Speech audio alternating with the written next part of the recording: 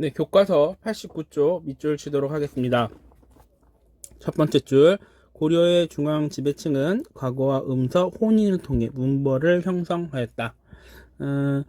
과거가 1번, 그리고 음서가 2번, 그리고 혼인이 3번입니다. 이것들을 통해 문벌이 형성된다. 문벌은 굉장히 지체, 신분이 높은 가문을 말한다.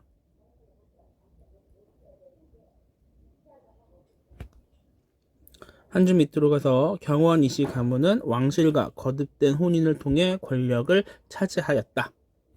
그리하여 15대 숙종은 윤건 등 과거를 통해 진출한 신진 관료와 함께 문벌 세력이 권력을 독점하는 것을 막기 위해 노력하였으나 실패하였다. 옆에 경원 이씨를 보겠습니다. 고려 11대 문종부터 17대 인종까지 연이어 왕비를 배출한 당시 가장 문벌이 좋았던 가문을 말합니다. 경원은 오늘날의 인천을 말해요. 한 줄 밑으로 가서 인종의 외할아버지이자 장인인 이자겸이 난을 일으켜서 궁궐을 불태우는 등 왕권을 위협하는 일이 있었다. 숙종의 아들이 예종이 되는 거고, 이 예종이 이자겸의 둘째 딸이랑 결혼해서 낳은 아들이 17대 인종이 된다. 그랬는데 자신의 셋째 딸, 넷째 딸을 인종에게 또 시집을 보내서 외할아버지이자 장인이 되었다. 그런데 거기에 만족하지 못하고 왕이 되기 위해서 난을 일으키다가 내부 세력의 분열로 진압이 됩니다. 두 줄 밑으로 내려가서 정지상 등 서경 세력이 이렇게 혼란한 틈을 타서 풍수지리서를 내세워 서경천도를 주장합니다. 서경천도의 박스, 그리고 묘총 등과 함께 금을 정벌하고 황제를 칭하며 연호를 사용할 것을 주장을 했죠. 이들의 주장이 3개인데 서경천도가 1번, 그리고 금을 정벌하자, 이게 2번, 또 황제를 칭하고 연호를 사용하자, 이게 3번이에요. 얘들의 주장은 1번이 서경천도, 2번이 금국정벌, 3번이 칭제건원입니다.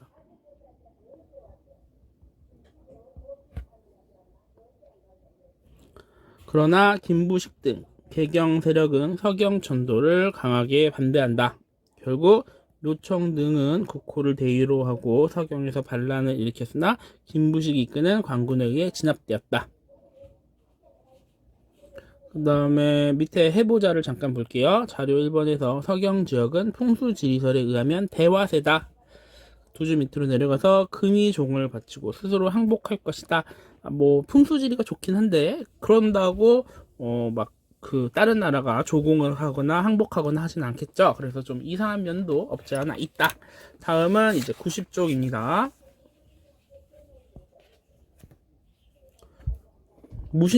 무신정변은 원인이랑 연도를 아는 게 중요할 것 같아요. 연도가 기억하기 쉽습니다. 1170년. 고려를 전기와 후기로 나누는 기준점이다. 첫 번째 줄, 문신을 중심으로 정치가 운영되면서 문신이 군사 지휘권까지 장악하는 일이 있었으며 문신과 하급 군인들은 무신들로부터 차별 대우를 받았다. 차별 대우에 박스치고 별표, 이게 바로 무신정변의 원인입니다. 두 줄 밑으로 내려가서 정중부와 이의방 등은 의종이 보현원이라고 몰이하는 그 장소가 있었는데 거기서 정변을 일으켰다. 그리고 인종의 아들 의종을 폐위시켰다. 의종은 18대 임금입니다. 바로 1170년이죠. 한 줄 밑으로 가서 무신들은 회의기구인 중방을 중심으로 권력을 장악한다. 문신 중 일부는 무신 정권에 저항하였지만 모두 실패한다. 여러 차례 권력 다툼이 이 무신 내부에서 또 벌어지고 최고 권력자가 자주 바뀌어 갔다. 그 중에서는 이의민처럼 천민 출신의 최고 권력자가 있기도 했다. 밑으로 내려가서 이제 최씨 무신 정권입니다. 무신 정권이 안정화 단계에 이르렀죠. 이의민을 제거하고 권력을 잡은 최충원은 교정도감을 설치하고 반대 세력을 감시하고 국가의 중요한 정책을 결정해 갔다. 교정도감의 박스치고 이게 1번입니다. 1번은 다른 말로 권력 기반이라 그래요. 그 중에서도 교정도감은 무신 정권의 최고 권력 기구였어요.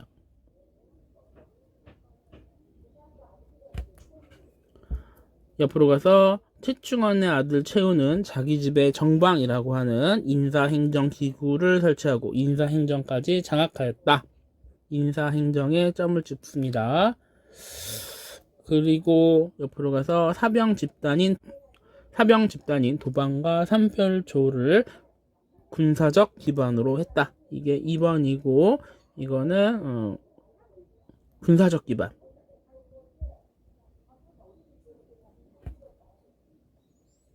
한 줄 밑으로 가서 그리고 불법적으로 많은 농장을 소유하였다. 농장에 점 찍고 농장은 경제적 기반이 됩니다. 옆으로 가서 왕실과 문벌과 거듭 혼인하여 정권의 기반을 이루었다. 그리고 하층민의 봉기를 적극적으로 진압하였다. 그래서 4대 60년 동안 이어졌다. 4대 60년 동안이니까 1196년부터 1258년까지 정확하게는 이제 62년이에요. 이후 몽골의 침략에서 강화도로 수도를 옮겨가며 정권을 유지해갔다. 밑에 가서 무신정변 이후에 어떻게 변화했느냐? 통치체제가 붕괴되었다. 왕은 있었지만 무신 집권자가 국가의 중요한 정책을 좌우하고 실권을 장악해갔다. 옆으로 가서 하층민 출신도 능력이 있으면 성공하기도 했다. 신분제가 크게 흔들렸다. 대표적인 인물이 이의민과 김준이라는 사람이 있습니다. 또 농장을 확대해서 토지제도가 붕괴했다. 무신 집권자들은 권력을 이용하여 백성들의 토지를 부당하게 강제로 빼앗기기도 했다. 마지막으로 이제 91쪽입니다. 농민과 천민의 봉기. 세 번째 줄, 지배층의 계속된 수탈 때문이었다. 이게 바로 원인이죠. 두 줄 밑으로 내려가서 조세의 대부분을 부담하던 농민들은 떠돌이 유민이 되기도 하거나 도적이 되기도 하였다. 네 가지가 나오는데 첫 번째가 이제 공주 명학소에서 일어난 망이 망소 형제난이에요. 이들은 공주를 함락하며 기세를 크게 떨쳤으나 결국 진압된다. 또 경상도 일대에서는 김삼이와 효심이 난을 일으키기도 했다. 2번.